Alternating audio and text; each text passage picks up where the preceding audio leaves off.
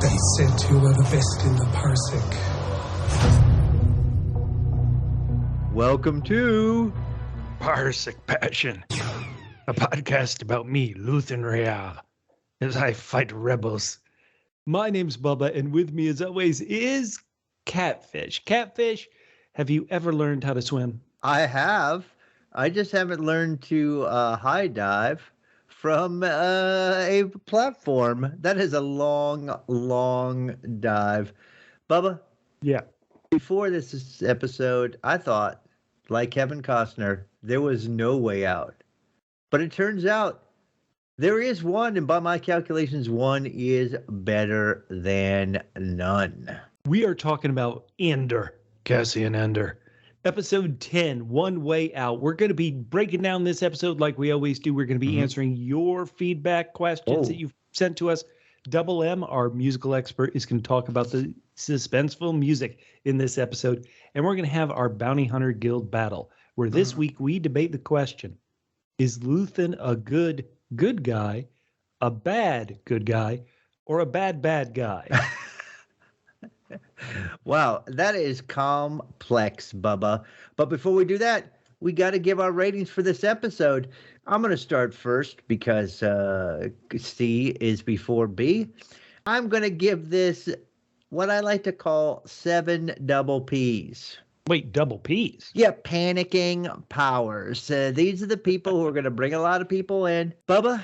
Yeah. It's kind of a low episode, and I have to say, I think it may be because, when I'm watching, I'm kind of writing notes, the whole thing, rather than let it wash over me. But first of all, there was no Syril in this episode, so that's automatically down 2.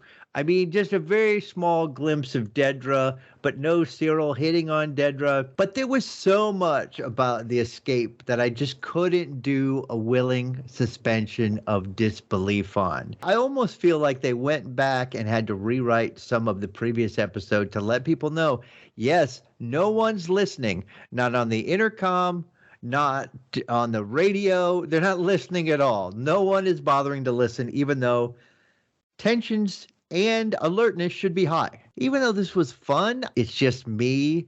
So it was just a bridge too far for me to allow myself to melt into the episode. So I'm sure most people are going to disagree with me, but I'm going 7. Whoa. What about you, Bubba? Is that the lowest score you've given to any? I think that is the lowest score for sure. Because presumably this also is the end of an arc. So it should be thrilling and exciting. And I'm sure for most people it was. I just kept getting in my head about it. But Bubba, forget about my head, as I'm sure you'd like to do. What was in your head about this episode? Let me tell you, I'm going to go ahead and just let's give it up. I'm going to give it 8 double S's out of 10. Double S's? Yeah, because there was insignificant Syril. Oh no! It's the poison has seeped in. I love it. Yes. Now you know how it feels. I had to do that because just like Luthen has to fight his enemies using their tactics, I have to attack my host using his inability to have 2 actual words that begin with the same letter. I didn't have that issue about. I did wonder. Well, yeah, there aren't monitors and cameras everywhere. So I did wonder about that, but I was really swept up in it. Okay. To me, I wrote in my show notes, I was like, this is a great prison break. One of the best prison breaks I've seen, only because every single prisoner is involved. I've seen a lot of prison breaks in entertainment where one person, 2 people, a team are breaking out of the prison, but all hundreds of prisoners breaking out at once. I loved it. Have you ever seen a prison break with this much stair climbing in it? Oh, God, no. Go get the damn elevator. What's the problem? At the end of it, I did have a bit of feeling of wanting. And I know people are going to say that's crazy.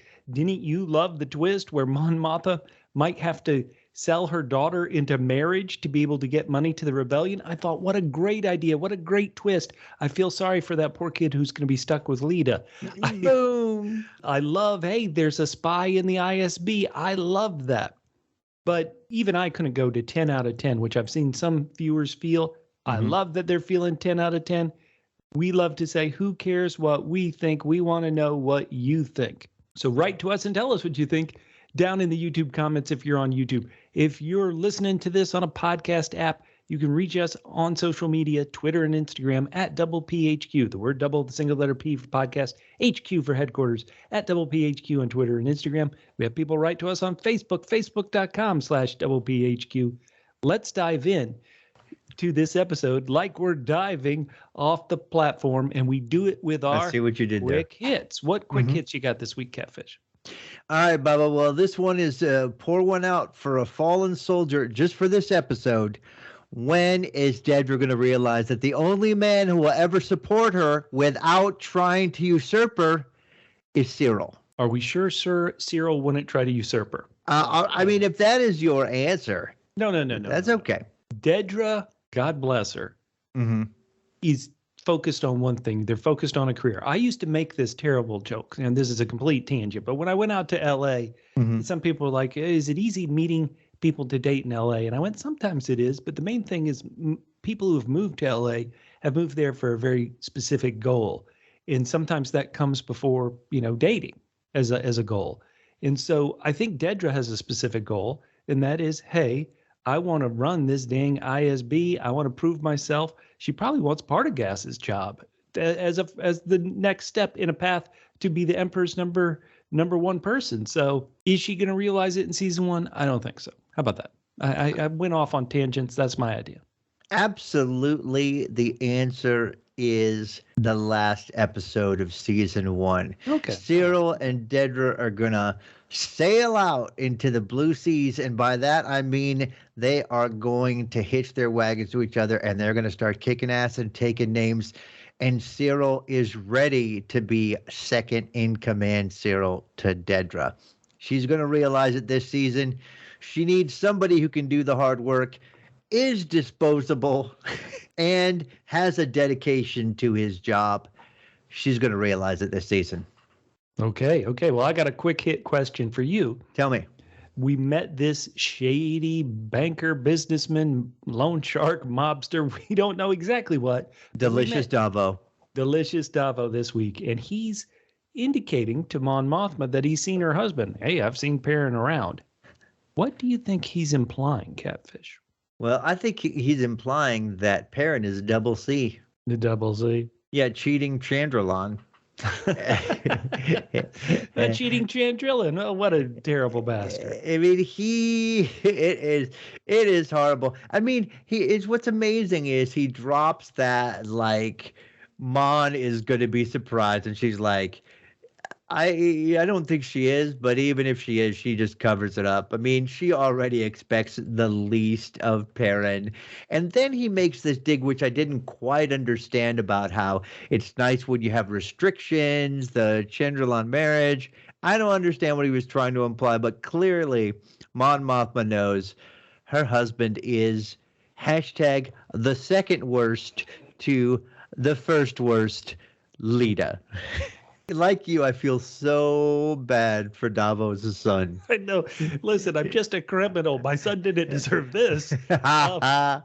Seen Perrin around. My only thought is that if this guy, because we don't really know exactly why he's so shady and so terrible. He's obviously dodging taxes and other things, is what it sounds like. And so the most innocent interpretation is that Perrin has some of his own money, and he's trying to hide it from the government so he can keep it all by himself, and maybe hide from Mon. Well. Yeah, sure. Like I said, that's the most innocent thing he could be doing, and so maybe we shouldn't assume that's what it is. Listeners, what do you think? What do you think I've seen Perrin around means? And does this mean anything Mon does could get back to Perrin? All right, Bubba. Yes, that is a great point. All right, so here's the last quick hit, and I guess you can guess who came up with this quick hit.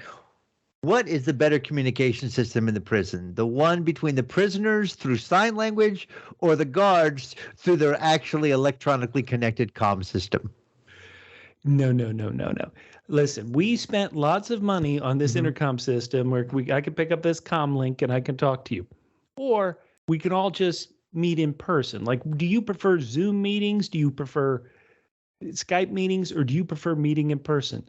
all the guards decided to meet in person in that one room below the window level. And so they decided to meet in person. So I think communicating in person is the best means of communicating.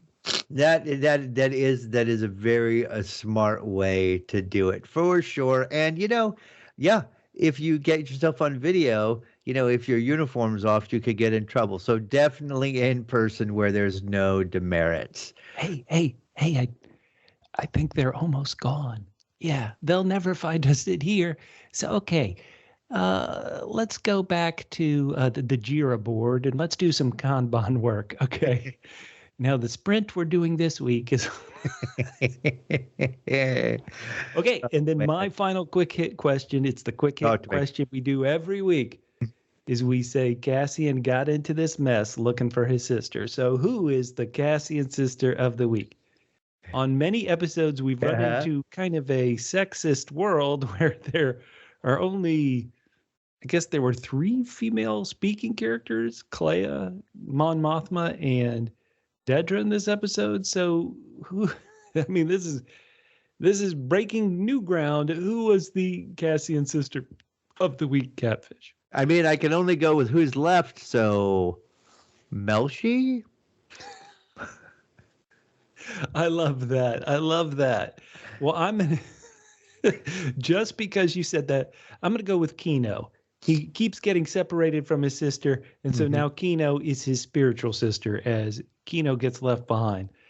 How about this? Because this is a very tough question, the Cassian sister of the week. How about this? If you're Cassian, how long do you wait on that platform before Kino says, I can't swim, before you just go on your own? Oh, buddy, we've done it. We did it together. You and me. You can't swim. Later. Melshi. I mean, the first thing I do is make sure that the people who landed are A, landed successfully. That is, the water's deep enough. And B, have moved out of the way. And then anything having to do with Kino is not in any of the other letters on my list. Not C, not D, not E, not F. Not even K for Kino. Kino. I love playing it in Reno at the casino. Hey, listeners, if you love the ridiculous, silly talk that Catfish and I get up to, you can listen to us on some of our other great podcasts. Check out our back catalog of Star Wars show we've covered here on the Parsec Passion Podcast. We've also talked about all of Game of Thrones and House of the Dragon on our The Joffrey podcast feed. If you go to just search Double P Podcasts in all your podcast apps, search Double P Podcast, you'll hear us talking about a wide range of shows. And right now, we're talking about a very fun murder mystery entitled Magpie Murders, which is airing here in the States on PBS, all around the world on various streaming apps. And I've read the book, Catfish has not. And Catfish is being a detective. He's watching the show. He's solving these crimes. It's incredible.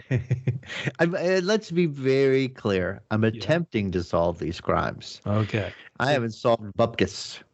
So search, once again, Double P Podcasts on all your great podcast apps. And on that exact same feed, 1 week from today, holy cow, Thursday, November 17th, 2022, Netflix is going to drop 1899, the German show from Germany, Dark Creators' new foray into an international language hit. Now, wunderbar. As a slight spoiler about 1899, it's going to feature an actor who's been on Game of Thrones and on Andor in 1899. That's right, Partagaz/Qyburn is going to be on another genre TV show, 1899. I thought it was going to be Leida. Leida, she can't be stopped. She can only hope to be married. Hey, Catfish, are you ready to break down episode 10? Yes, let's do it. Do you want to go to the prison breakout? Do you want to go to a minimally, barely short scene in Ferrix, or to the capital, Coruscant? What do you want to do? Let's go FCN, Ferrix, Coruscant, Tarkinify. All right, so Ferrix, we just had the briefest checkup on the planet Ferrix and the characters we've been following there. We didn't see any update on Bix, who's been tortured, as we saw. We really didn't see Marva, but we could tell people are going to see Marva. She's not doing well. She needs the doctor. Marva is determined to strike back against the Empire, but if the whole town is pulling people together to get the doctor in to see her, That's not too good. Now, we're not the only ones having this third-party view of Marva and watching her. We see Cinta, one of the remaining people from the Aldhani heist, is there and monitoring and watching Marva, waiting for Cassian to show up. But somebody else was watching, from what I could tell, that is most likely an Imperial spy waiting for Cassian to show up. Whoa. I don't know whether it was the people they had or the way it was shot. This was the most un-Star Wars-like scene I've ever seen in any of these TV shows. I don't know. It was weird. It's almost like all the regular cast was out with COVID. And so they're like, hey, PA Joe, put on this white coat and pretend you're a doctor. Right. Let's and go. they're like, you know what, we'll just have a second unit director and second unit cinematographer. And something was off about it. You always wanted to direct a Star Wars, right? Sir, I'm a parking attendant. Get it. Let's go. Any guesses where this storyline could go if somehow Cassian can get control of a spaceship and get back to Ferrix? There would be a lot of explosions with Cinta out to kill him, the Empire out to catch him, Marva out to blow up the Empire. That could be a great end to the season because there's no longer a 3-episode arc. It's pretty much these final 2 episodes that we're going to get after this, Catfish. Any thoughts where this could go? I mean, considering, I would say they've spent just around the right amount of time on Ferrix the last couple episodes. Just as much as I care about Ferrix, that's how much they've shown it. Ouch, ouch. The Tourism Bureau of Ferrix is really suffering. Okay. Well, hey, let's go to Coruscant because we didn't spend too much time in Coruscant this week, but I still think there's fascinating stuff going on there, including at the ISB where they are pushing this plan to catch this rebel, Anton Krieger. And it's a pretty darn smart plan. They talked about it last week. We've got this ship with one of his men on it. The man's been killed, but we'll make it look like the ship has been destroyed. We'll push it into space. When he comes to catch it and see what's wrong, we'll grab him. We do have a member of the ISB, a man with a mustache who we later see a lot more of, but his first name is Lonnie.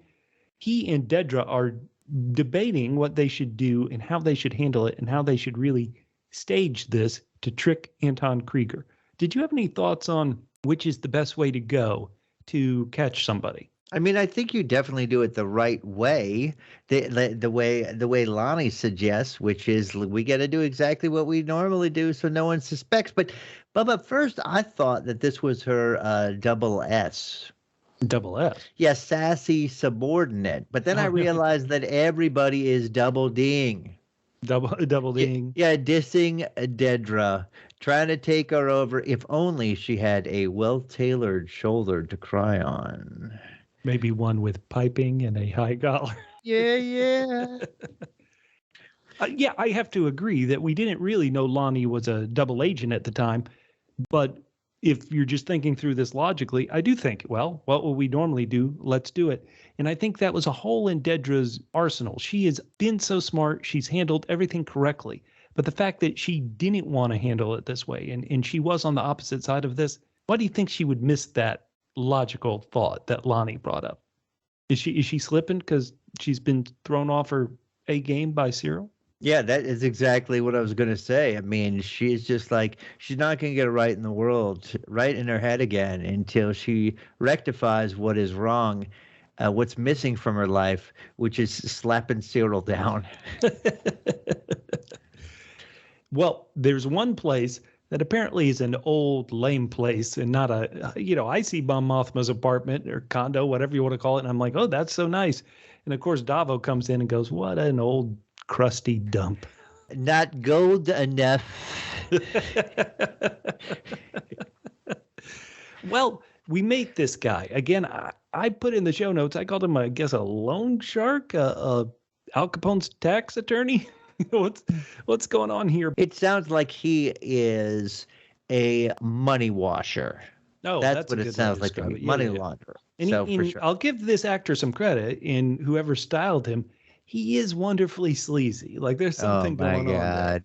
His sort of languid torpor sleaziness, it's so delicious. You know, sometimes I'm just like, why do we have to have Brits and everything? But I mean, it's delicious between him and Partagas. It's just really just oozing unctuousness. I may save this later as my Mandolicisious line of the episode, but old Davo says something along the lines of, indulgence from great wealth is the freedom from others' opinions.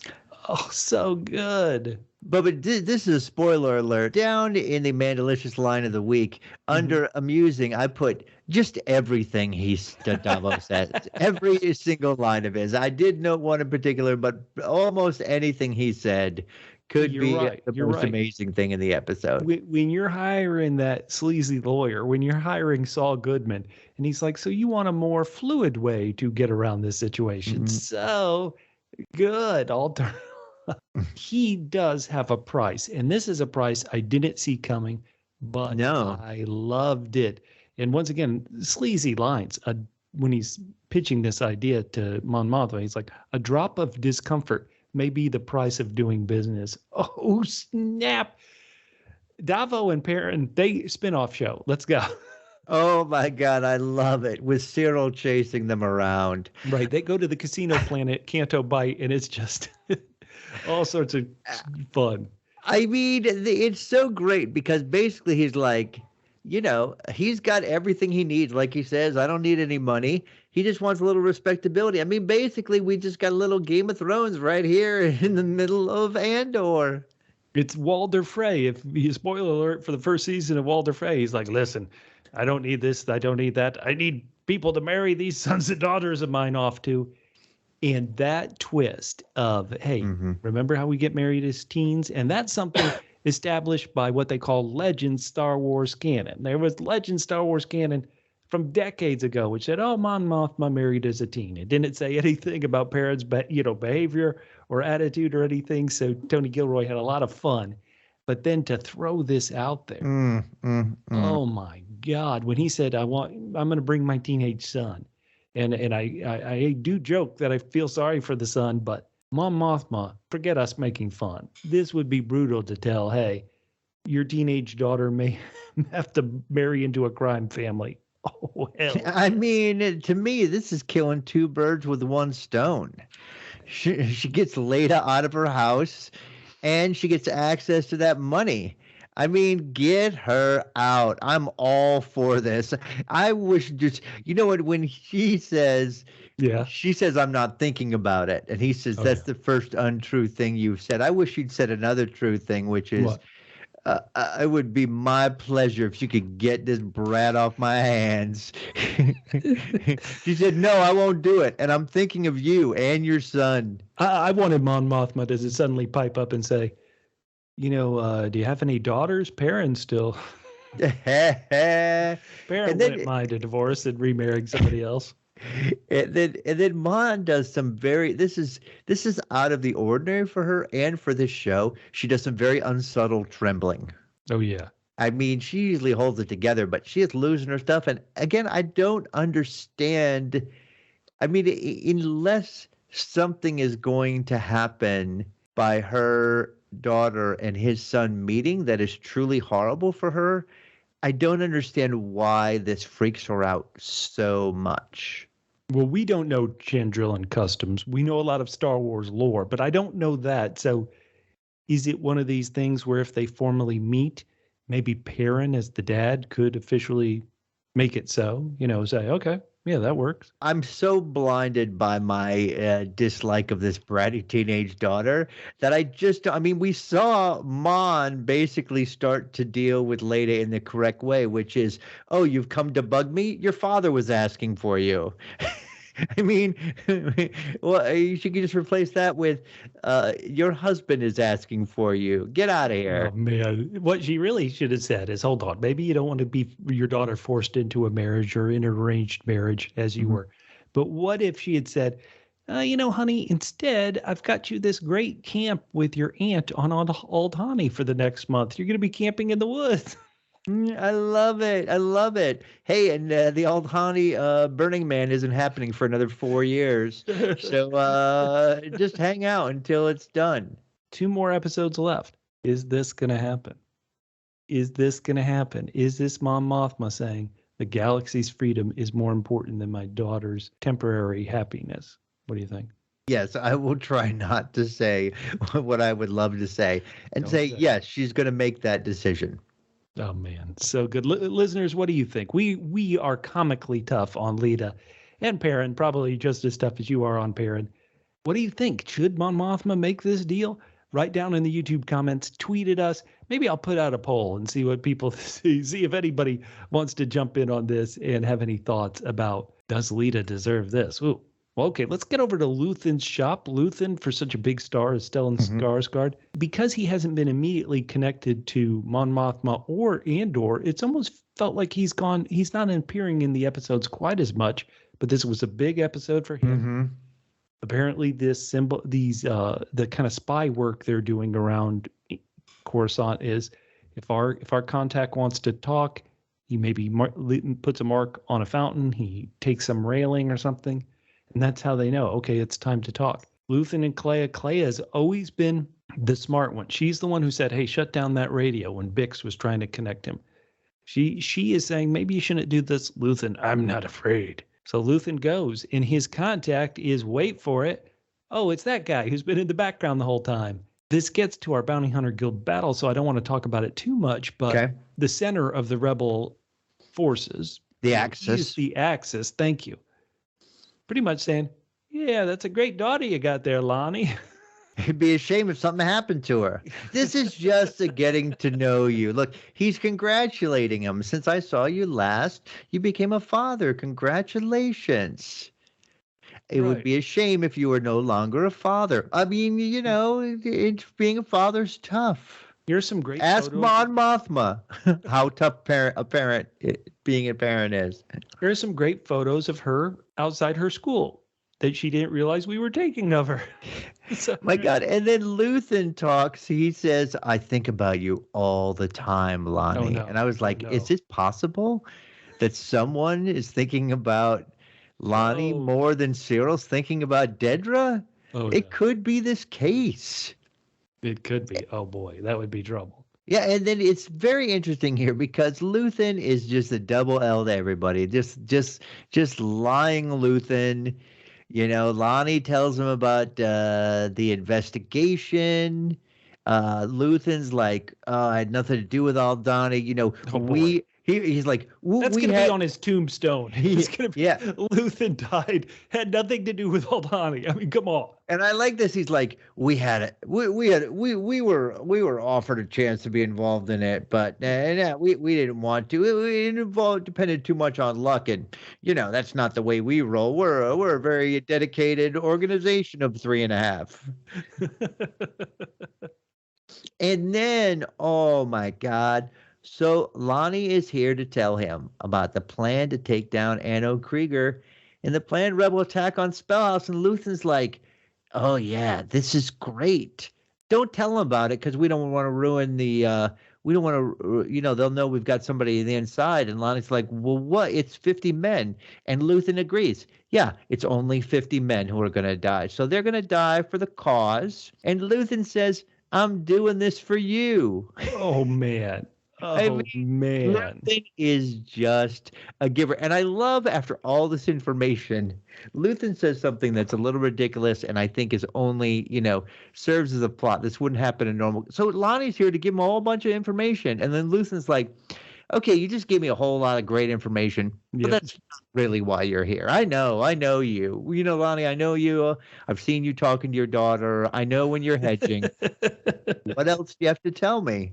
Right. And Lonnie's like, I can't do this anymore. I mean, you see what's happening to Lonnie, right? I mean, he looks pale. He's losing his hair already. Mm-hmm. He's got almost more hair on his upper lip than he does on his head. He can't take it anymore. He can't do this anymore. And Luthen's just like, yeah, that sucks for you. You can't stop. And then Lonnie's like, I can't take it anymore. I'm a parent. This is horrible. Luthen's like, what are you going to do? And he's like, well, you know, I'll do some day trading. You know, that's fine. I'll tell the ISB that it's my health and I need to retire. Luthen doesn't want to hear that BS. Oh, my God. And then he's like, so what have you lost? And Luthen's like, you know what I've lost? Well, I tell you what I've gained. I've gained a chance to monologue the hell about my whole life meaning and how I've damned myself for life by doing all this. And I'm going to tell you, Lonnie, I'm going to tell this to you. Holy cow. He says, I'm damned for what I have to do. I'm damned for what I have to do. Yeah. I use the tools of my enemy and it makes me sick. Oh my God. It makes me stronger. Feels like Luthen's been to had a lot of therapy because he is doing some excellent self-analysis. And he's talking about, I mean, I have some of his lines in the, I put it down. Oh, yeah. I have to say, he says, I burned my life to make a sunrise that I know I'll never see. Holy cow. I mean, he really puts, he should put that on a cake. He should put that on a cake. The only worst thing that he could do than monologue the hell out of Lonnie is monologue the hell out of his life to Lonnie, and then at the end, smile. I think Lonnie would have gone all the way to the top of the elevator and then jumped off. There's no chance that Lonnie is a triple agent, right, Catfish? He is not going to go report this to Partagas. I can't see it happening. No. Mm-mm. That's what I thought at first, but I mean, yeah, I don't think so. I mean, again, this is like, the more we go along, the more we see more people that he is the access to, and presumably there are a lot more people because all these different things have been stolen. But to this point, as far as what we've seen, I mean, he's the access to like a group of like 10. So, only 10, let them die. Only 10. They can all go down. Yeah. Now, this ship you've put them in doesn't have brakes. Fine. Even better. Empire won't know that they're dead. It's fine. They'll never know. They'll die faster. Good for them. There can be only none. Well, the one thing about this monologue, which tell me, I know some people loved. I've seen they saw it online. For me, it wasn't as great as the Escape as it was. To me, I enjoyed the Escape more than this. But this monologue does make me really, really want to see Luthen do something completely despicable in that final episode for the cause. Let's get to it. Let's get to the thing. This is a 3-episode arc. We asked last week, is there any chance they'll save the prison break for the final 2 episodes? No. And what did Catfish say? Now, you were right. You said, let's do it. Let's get out. We still couldn't have an episode without our boy, R.I.P. Ulaf. Ulaf, you dead. It's gone. You gone. But that was the fact that Kino last week, he said how many guards there were on each level, right? That's how the episode ended. Is it just me, or did he still need a bit of convincing to like, okay, we got to break out of here? I thought last week was the flipping of the switch. It still took him a bit of beats this week for him to totally get on board and say, yeah, we're going. Not only we're going now. Yeah, no, I completely agree. He still needed to be into it, and there was a lot of, as they're walking down, a lot of like stuff that had been dubbed in afterwards that they call Walla Walla, where it's like guys are like, well, what's going on? Did he die? Is he okay? It was really an excessive amount of that. And then Kino says, all right, go into your cells and think about it. I mean, that is some prime A leadership. Everybody go to bed. Well, yeah, and that was after he had snapped. And I love that moment where he snapped and he yelled, no one's getting out. And then he like gives this big long thing. We're all going to die in here. We're all da. Okay, now let's take a time out to consider it. What? I don't know. It wasn't until, I mean, I guess it was intentional that we never saw the plan, but there were points where I pointed out, like, what is the plan? I don't feel like anybody's agreed on a plan. Well, we'll get to that. Let's get to it. Well, is it okay if I debate on this? Yeah. One of Cassian's points about why we have to do it right now is because just recently the guards killed 100 men. And they did it, in Cassian's mind, the guards did it because, hey, they're afraid. They're trembling. Whoops, we made a mistake. This prisoner was supposed to be taken to a different prison so nobody would know.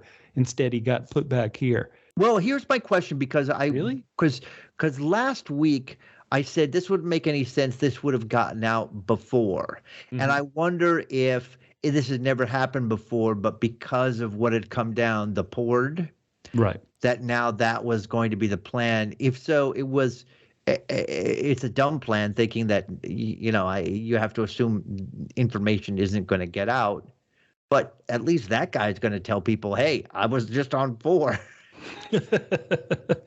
Well, again, I said it earlier. What I loved about this prison break is it was not a couple individuals breaking out on their own. This was everybody. We are getting out of Dodge. And this was so incredible and so strict. It also included the new guy. The new guy is being brought in. And it's like, okay, buddy, guess what? We know you just got here. You really don't even realize what's going on. But your first day, probably your first hour in prison, you're part of a mass prison break. I loved it. What did you think? I mean, Bubba, at this point, as I said earlier, you think the guards might be listening a little bit. If they're scared or they have the possibility, I mean, it's a good thing no one is. Right. Because it feels like to me is like the plan is you figure it out. I mean, it felt like if someone was listening, Kino could have said, "Here's the plan," and then handed them a drawing he made of the shrug emoji. No. This is what I'm going to do. I'm going to go to Riker's prison, and I'm going to say, okay, everybody, the count of 3, start throwing empty soup cans at the guards with their guns. Well, it's even worse than that. It's like, at the count of 3, do whatever. We're going to die anyway. Yeah, whatever makes you feel good. Okay, now hold on. There was a lot of thought to this plan. Hey, Cassian's going to break this pipe. We're going to put water on the floor. Then if anybody's standing on the floor when they hit it with a shockwave, it's especially painful. You gone. That is strange. And so the plan is, as we always assumed, it would be when they're bringing in the new guy. Yeah. And at one point, one of the guards is like, "How's it looking out there?" And the other guard didn't say what I thought he was going to say based on what I had seen, which was, "It looks good, except all the prisoners are looking up here in a very suspicious manner instead of working." "Okay, sounds good. I'll bring them in now." How's it looking out there? I mean, they're all on program, but they're all also look like they're holding things behind their back. Yeah, they're holding things behind their back. I mean, they looked more suspicious than Cassian did when he was arrested on the beach. All of them like looking up at the guards. Once again, I loved it. In this beginning part, we're okay. We're going to jump on the table. Then the floor is no longer shocked. Then we're literally just going to have to play a game of like a game you would see at a carnival where you got to hit these people with things as they're shooting blasters at you. I loved it. I thought it was a great kind of story device that, yeah, like we're going to win in numbers and a bunch of our numbers are going to fall, but that's how we're going to do it. And in Cassian, sometimes people on this show named Andor, people have complained, viewers have complained, well, Cassian's just like one of the gang. Sometimes he's not even really the center focus of a show called Andor. I thought his attack of climbing up and then taking out those 2 guards from their feet, I thought it was great. Excuse me. Yeah. I mean, what are the 2est shock waves going through the galaxy right now? Let's hear it. One of them is Aldani, and the other one is the prison break on Narcani 5. I mean, he was in on both those things. How could you say he's not the center of the show? Well, it wasn't. Aldani wasn't really his plan, and he was just one of the team. He made it succeed. He also crushed old what's his name with the gold or with the coins, getting the credits crushed. That poor guy. Boy, look, he has quantum leaped the F out of this show. Andor has been there when all the important things happened, except for when Lonnie got intimidated by Luthen. And the first meeting of Dedra and Syril. Those are linchpin moments. He was there for half of them. Okay, all right, okay. This is a fight. This is an awesome fight. Once again, I had several hell yeah Cassian moments. And when the prisoners reached the blasters, I'm like, let's roll, baby. It's on. Oh my God. Well, first of all, I'll admit, yes, that when there's a great moment when after the one dude gets shocked on his tippy toes, yep, Kino thinks he's gone. And then there's a realization on his part that he's not. Then he pauses and then he's like, attack! But then sadly, right after that, we get a double Z moment A double Z. Yeah, peace out, Zool. There is going to be the biggest edit for listeners in this podcast where it was just me groaning for 2 minutes straight. So, okay. I love it. I wish you could put that in. Yes. And then we've got one of the guys, one of the damn guards are like, I'm getting service warnings. You're not getting distress calls? Nobody's saying anything wrong? Oh, it seems like there's a little bit of water. Okay, I'll go check that out. We'll send a janitor there. I got one bar. Hold on. There's something happening down on 5, but oh my God. No bars here. Oh man, so fun. I just loved the action part of this. I saw the flight of stairs and I was like, oh hell. But the fact they were breaking everybody out. Everybody had to get out. Wonderful. No, man, and then that's when we had the quadruple C. Well, let's hear this. The quadruple C. Cassian's cardio conditioning climb. Oh my God! You know how tired you would be at the end of that. Like, I'm too old for this shit. And you're right, you are. And then the voice over the loudspeaker. It's so funny because we've been hearing this on program, and then this dude behind it. It's like on program. Everybody else, you got 40 seconds to get on program. Well, Kino, we hardly knew ye. I am so wonderfully happy that he had no F's to give in this prison break. And I do, all the little moments count. So they break into this one area and they kill 2 people, I'm pretty sure, and then 2 are left alive. And they're like, listen, shut down these hydrogens, shut down the hydrogens. And he's putting a blaster in this one guy's face. And this one guy, this brave Imperial, he says, I don't have it. He does. Oh, way to sell out your buddy. Right, but before that, remember there was another one before that, and he's like, shut it down. And the guy's like, well, I don't know exactly what that means. And Kino just shoots the other dude. He's like, okay, I'll shut it down. Oh, you mean that shut it down? Sorry. That shut it down. I don't understand when he says, wait, the whole thing? It takes months to get back up and running. What kind of place is this? It's just water. Months to get it back up and running. This hydro generator was built by Enron. And let's talk about another hell yeah hero moment. Mm-hmm. Cassian comes up to some guards and tells them, on program, now. That is a great turnaround. That is a moment you want to see where the guards have to eat what they've been serving. Oh my God. And then Cassian, gets Kino get on the loudspeaker, and Cassian's like, it has to be you because they know you. And I'm like, 49 people know this dude and what he sounds like. And he didn't even sound like that right now. I mean, it completely not. And then Cassian gives him a hard time. But then this is very exciting, Bubba. Let's hear it. Because he says there's one way out. And so everybody starts chanting, one way out, one way out, one way out. No days off, no days off, no days off. Don't skip leg day.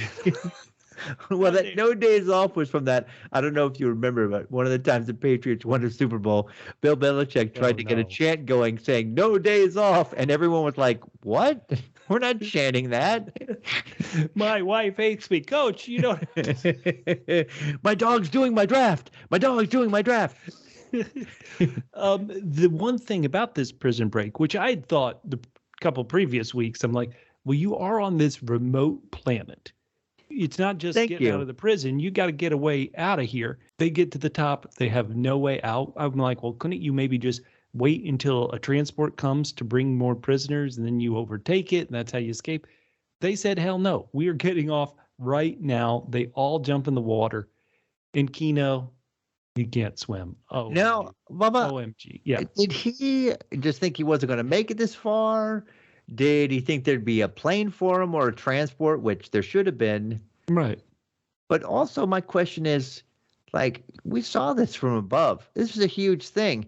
And all I saw around was water. Like, how far do they have to swim? Well, no, that is a great point because I doubt that the ship that flew them to the planet, it didn't have windows so you could see the scenic sights, right?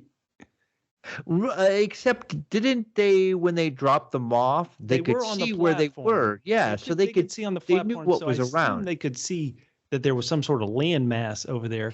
But even then, it's like, does it have things you can live off of? You need food. Is there shelter? Are there terrible storms? They had no idea. But they were just happy to get out of that place. Yeah, and how many of them were happy to get out, Bubba? The next thing we see only 2 people running on the ground. It's Andor and Melshi. And they didn't have their blasters with them. They got waterlogged. I know. I understand that, but come on. You don't know anything about the planet you're on. And so maybe it does make sense that, hey, we all got to split up. We all got to protect ourselves. The Empire might come back. I guess, but the way they succeeded in taking everyone down was through numbers. But I just want to congratulate Andor and Melshi for completing the Narkina 5 quintuplathon. Oh, okay. What is that? It's attack, shoot, climb, swim, and run. I mean, I can't believe they were running. After that swimming, we should have seen them the 2 hours they were like lying on the shore, just exhausted. Stairs, swimming. Well, how about this? That base wouldn't have had like even a couple TIE fighters, maybe or a speeder to get you something. Yeah, something. I mean, who knows? Maybe they just didn't. Here's the other thing, though. Yeah.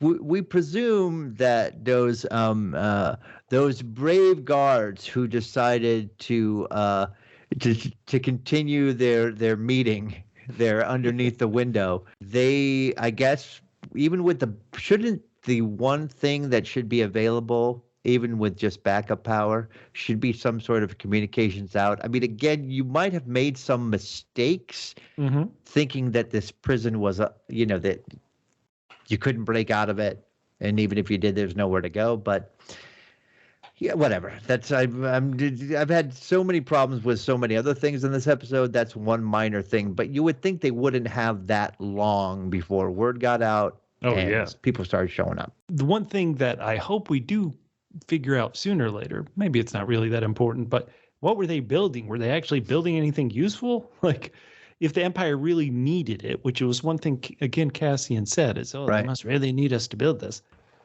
We find out what it was, and if the Empire really did need it, within a day, the Empire will know all these hundreds of people escaped. Well, just let me quote Tom Waits.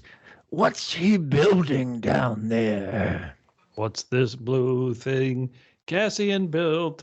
Hey, yeah, that's what we thought of the episode. We did love moments in it. I went 8 out of 10, so I still think it's a pretty good episode. What did you think, listeners? At PHQ on Twitter and Instagram, Facebook.com/PHQ. We're going to get to your feedback. We're going to get to our good buddy Double M. But let's play some of our games right now, Catfish. What do we have up first? All right, first we have our Mandolicisious line of the episode. We split this into 2 categories. Let's do the first category, which is funny. As I said, every Davo line, but I did note one in particular. A drop of discomfort may be the prize of doing business. And then there was another funny one when they broke into the command center and the guy's like, you shouldn't be here. You're almost selling that line. You're doing a better delivery than there was on the episode. Davo wins my funny Mandolicisious line without question. Love it. I will give it to Davo too. Even though there were everything, every drop, every pearl of wisdom Davo dropped for us on the ground, I'm picking up and putting in my pocket. All right, the badass Let's hear him. Line of the episode. My first one is, again, I just mentioned it when he says, shut it down. And the guard says, that could mean so many things. And then Kino, well, it means your buddy's dead and you're next. And then I'm putting in Luthen's line, I burn my life to make a sunrise that I know I'll never see. Man. You know what? Just because you pointed it out that it made so little sense, I'm actually going to go with Kino's. Go into your cells and think about this. That's badass. All right, guys. No one's getting out. Now it's time for you time. I'll talk to you later. How about you? Do you have a badass Mandolicisious line? I mean, even though it's not the line, we've done this before. It's just the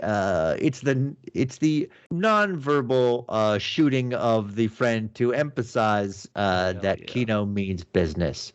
All right, so Bubba, Yeah. Now we have it, our quadruple M. That is Matt Murdock's musical Monalysis.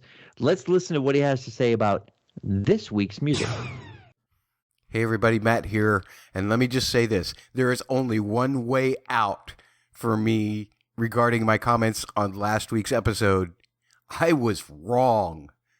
Holy cow, everything that he set up musically last week that didn't seem to make any sense at all to me paid off in this episode. If there is a set of episodes or a singular episode that Nicholas Petrell needs to be considered for an Emmy nomination so far, and I can't even say completely yet because we've still got 2 episodes left, but if you're going to give this guy an Emmy nomination, do it for this one. This was nothing short of brilliant. There were motives created last week, and I pointed a couple of them out, but I didn't realize their importance until the way that they paid off in this episode.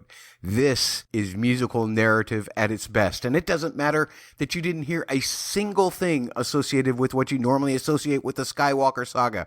The way this stuff paid off was incredible.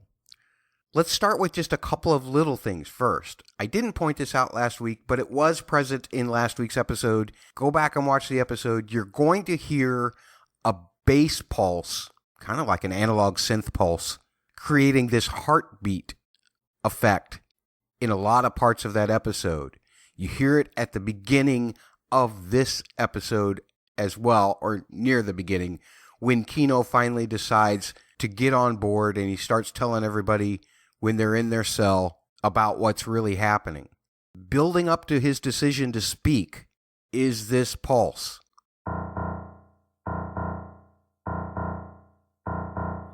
Heartbeat is always tense. The rhythm's not usually very even, but in this case, it really helps build the tension up to the point where he just can't hold it in anymore and he starts talking to him. That's going to pay off even further along in this episode. One motive that I did talk about last week about how the chords don't always fit together and they seem to resolve weird. Go back and listen to the episode if you need to. But we heard it at the beginning of this episode, slightly before Kino decides to be on board. As they're walking down the line of cells, we hear this.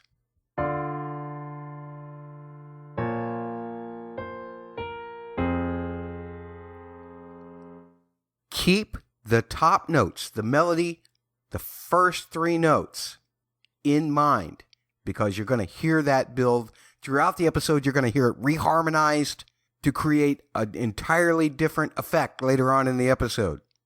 And we'll get to that. But now I'm going to talk about how that heartbeat pays off. As they start to put the plan in action, somewhere between the 21 and 22 minute mark, you start to hear that same pulse, but now it's doubled. And instead, the pulse comes from the accents, the rhythm, with the other notes just creating the sensation of a faster heartbeat or more heartbeats collectively. But you still get that pulse. It just happens with a couple of extra notes in between.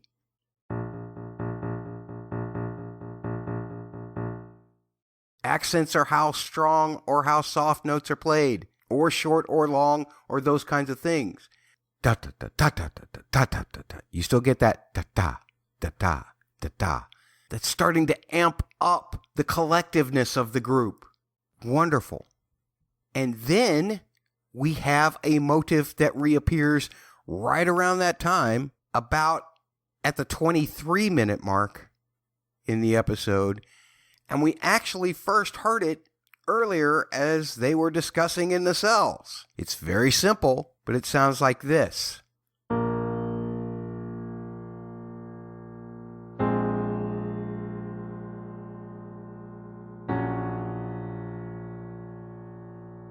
So what's happening here is the bass note isn't changing, the chords are changing on top of it. And we've talked about this before, about how that kind of creates a sense of tension. So what happens as they're planning, and it's happening here at around the 23 minute mark, and the pedal point is still there. But in order for the plan to work, things have to grow. And so the chords grow with it because the bass line changes. This is what we call contrary motion. The melody is going up, the bass note is going down, the chords in between are getting bigger. The plan is working. The plan is growing. That sounds like this.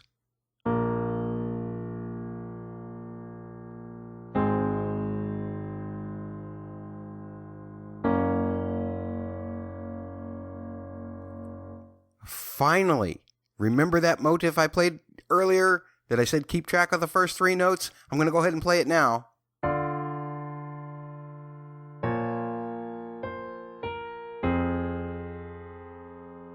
Well, Nicholas totally reharmonizes it so that it is now triumphant. How is it triumphant? Because the prior one was harmonized with minor chords. This one is harmonized with a major key center.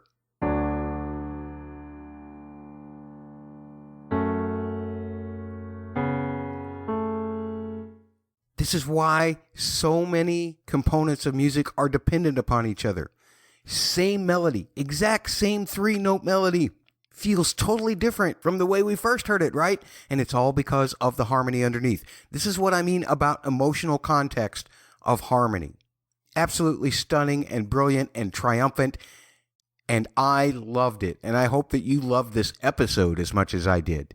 There's no way out for me except just to turn it back over to Catfish and Bubba. You know what's great about Double M is that he admits when he's wrong. Oh, no. Yeah, I'm glad you don't do that, Bubba, because I would get tired of hearing you say it. No, hey, no.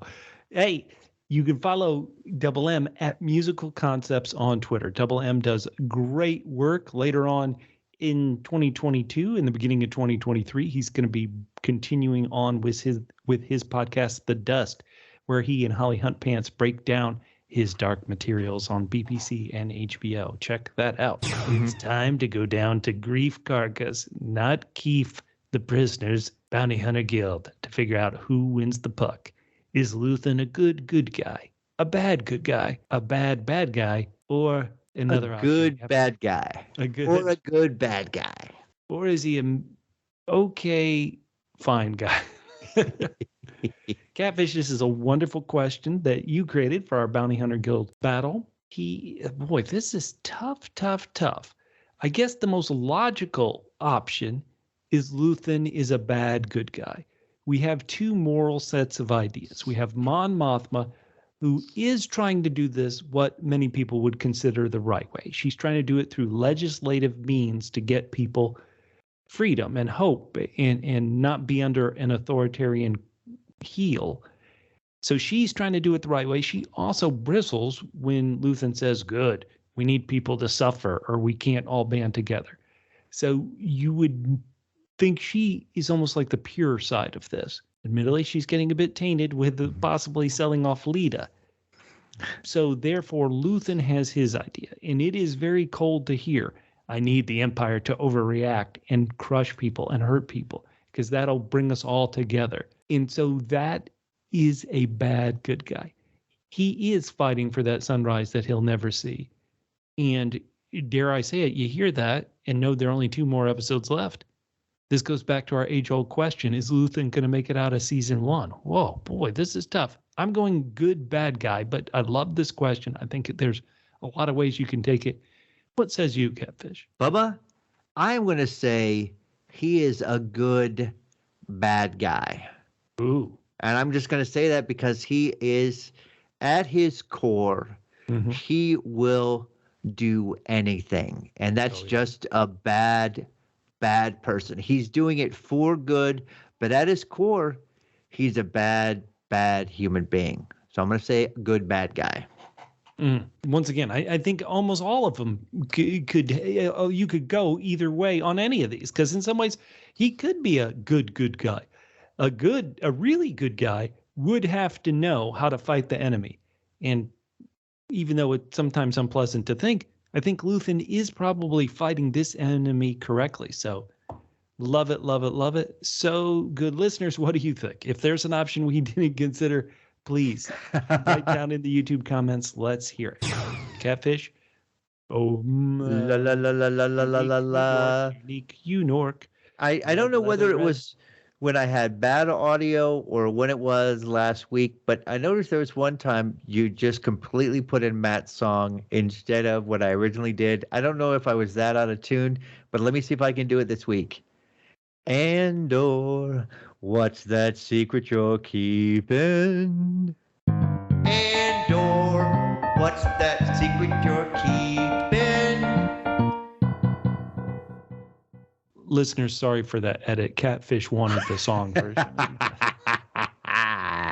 Okay, Catfish, explain what this segment is about the secret. All right, it's what question do you want answered in the next episode that do you feel like they've hidden the answer or they're teasing the answer, or what do you need explained to you about this episode that you didn't quite get? Bubba? Oh my goodness, I just what saw secret is Andor keeping? I saw your question in secret. Oh my God, that is so unfair. That is so unfair because I think I understand what you mean by that. When you leave with two prisoners running to freedom, what is that? It's almost like I was going to say this is completely wrong. The end of One Flew Over the Cuckoo's Nest, where the chief is just out running and free. He got away, because it almost makes no sense that Cassian didn't have a way off planet in this escape plan of his. I'm going to have to say, how does Cassian, who right now is stranded without a ship, without a food, without money, in the middle of nowhere, without shoes, in the middle of nowhere, how's he going to get back into the action and get back to Catfish's favorite planet, Ferric? So that's the question I want to know. All right. What I want to know is, where Gollum at? Because there is no way that Andy Serkis, first of all, we didn't see him jump. No. We haven't seen him dead. And I say if you don't see Kino dead, he's not dead. We're going to see Kino again, but I want to know what happened to him. I don't know. You don't think Kino's going to be brought to Dr. Gorst, do you? Oh, man, I can only hope. You know what, Catfish? When I first read it, when I first thought your question of where's Gollum at, I thought, you were saying, where's my precious Syril? Where's Syril? And then later I went, oh, wait, no, duh. Okay, no, great. Gollum.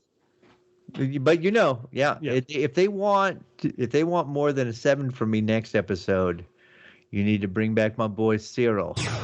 Well, we already have some feedback. Not much. Once again, we record this right after the episode is released, but we do have some feedback back about episode 10. So what do we have, Catfish? All right, we have Sean Gregan at Hey Ref, our on-the-scene reporter. Yeah. He says, about One Way Out, another great episode. By its own high standards, I can only give it 7.5 double S's. Double S's? Super speeches. 2 great ones in this episode. Honorable mention of Mon Mothma, still saying, if David Mamet wrote sci-fi, it would be this. Whoa, all right. That is high praise. For an episode, though, he went right between you and I. He went 7.5. And I agree, perhaps maybe because this show has hit so many highs, maybe that's why I was a bit tougher on this episode. Catfish, you and I were a bit tough on this episode, and we just read Sean's feedback, which is a bit tough. So let's get to somebody who loved episode 10, and that is our true double L. She's the first one at the top of the stairs as we escape from the prison, at Laura McMillian, who's at Mesocat on Twitter. Laura wrote, I have no words for how good this show has become. Okay, thanks. There's my heart. But since I gave last week's episode a 10, I'll have to give episode 10, wait for it, a 12. What? 12 out of 10. Holy cow. I love that you love it. We had some silly times talking about it, but Laura loved it. If you're like Laura, write to us and get in on this. We want equal time for everybody in this political season in the U.S. But we do have some great feedback about episode 9 and previous episodes on Twitter. A true member of the Cassian crew. She officially is down with Luthen. It's Camille at Harley Camille on Twitter. She wrote, Dedra and Darth Vader would get along great. I can't wait to see how Andor and friends escape. Ooh. Hi, the suspense is. Oh, Yoda, as Camille. And she's stone cold. She says, and Syril is gross. Oh. Let me say, because just in case we have hundreds and hundreds of listeners. So just in case any listeners, because I saw this on Twitter, I saw people saying that Syril's stalking of Dedra, it gave them like a heart palpitation because they've had creepy people and probably creepy men, stalk them and do things. And so they're like, that's terrible. And so, yes, in real life, this shouldn't happen to anybody. In this fictional show, Dedra is a Nazi, and so she deserves whatever happens to her. And well, the other thing is, terrible as he is, he's hilariously awkward to watch, and so that's why you can say Syril is gross. I completely understand. I'm watching it almost from watching a car wreck. Rubbernecking at a car wreck on the side of the road. That is Syril. Yeah. Also, Syril does not seem competent in any way. And again, I didn't even take that whole thing as romantic just because he seems asexual to me. You know what gets Syril hard? Competency. Oh man. Well, speaking of Horror report. Yep. Speaking of people who do take it as a bit romantic, somebody who's at Frenchie4161 on Twitter, that's Frenchie4161 on Twitter, wrote, "We are already starting a ship. Dedra or Sidra, whichever." Oh, so some people want to see these two not lovebirds become lovebirds, Catfish. On YouTube, we had this great feedback. Last week, somebody was complaining about all our doubles and triples silly sayings. And our good buddy, our good friend Bucho, who's down in New Zealand, Bucho said, "I triple D." Triple D? Definitely disagree definitively that they need to keep these triples and doubles up. Thank you so much, your old buddy Bucho. Hell yes, thank you. And then we got some feedback on episode 9 from our boy. More feedback from Sean Gregan at Hey Ref. He said, prediction for episode 10, Syril ambushes Dedra. Dedra says, "I told you if you did it again, I would put you in a cage on the outer rim." Syril says, "So it's a date?" Today, he sent an update to this text saying, "This may now be in episode 11. Oh, my God. Sean gets it. He gets it. We got great feedback on YouTube. People love Syril. Our good buddy Ronald Pollock said, "Syril or evil Zac Efron is trying to tell Dedra, 'You complete me.'" Oh, no. Oh, my God. Priscilla TV says, "So Bubba liked him some bikini-clad Leia. Why am I not surprised?" Because he was a red-blooded 12-year-old or whatever when he saw Leia.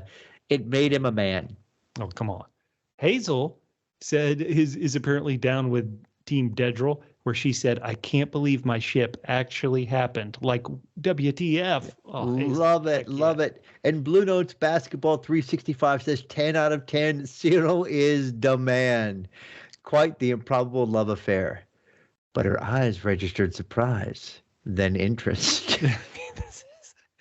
People are having too much fun with this. Our good buddy Double M even had some thoughts about our podcast last week. Catfish, when you said, yeah, we're trying to send people stuff instead of make a Patreon and get money, Double M Matt Murdock said, "We're just going to send you more stuff instead of money." And Matt said, "That's exactly how I feel when I keep sending musical analysis to this podcast." Thank you. But Matt, we'll take your musical analysis plus some money if you want to send some of that. Every time. Hell to the yeah. And finally, on episode 9, we got this great feedback on Facebook from Dan, who wrote, "I gave episode 9 8 triple Bs." Triple Bs? Well, you got to remember episode 9. He called it Beats by Bix. Remember how Bix, is that not great? Remember how Bix got those headphones put on her? Hilarious. He says, Bix, who was listening when the episode was titled Nobody's Listening. She was listening. Dan continues, "Dr. Gorst is obviously a big fan of Grizzly Man." Oh, I love it. I do too. Hey, we only have 2 episodes left, everybody. We want to know what you think. What do you want to see? Sometimes we always ask, what do you think is going to happen in this? But I really want to know, what do you guys want to see in these final 2 episodes? We have a large canvas and a lot of moving pieces. What do you want to see in these final 2 episodes that's going to get us excited, that's going to feel like payoff for all the time we've spent in this world, and going to get us on the edge of our seat for the next 2 years as we wait for this show to come back? at PHQ on Twitter and Instagram, down below us on the YouTube comments, or on Facebook.com/PHQ. My name is Bubba, the one who loves impersonating Parsec Passion, as well as Cassian Andor. You can reach me on Twitter at FitandTrim. That's FITTENTRIM, at FitandTrim on Twitter. And I am Catfish. I always have time to be stupid. You can hit me up at CJGman67 on Twitter and at GGEETOTHE man on Instagram. And we will talk to you next week after episode 11 of Andor on Parsec Passion, the podcast. On program. Sorry, hold on. Let's try this again. I may leave this whole thing on, but you'll hear us. So you'll do start that part. You'll hear us. Okay. You'll hear us next week on program. Parsec Passion, the program. It wasn't worth the squeeze. Okay. What was it on the Parsec Passion program?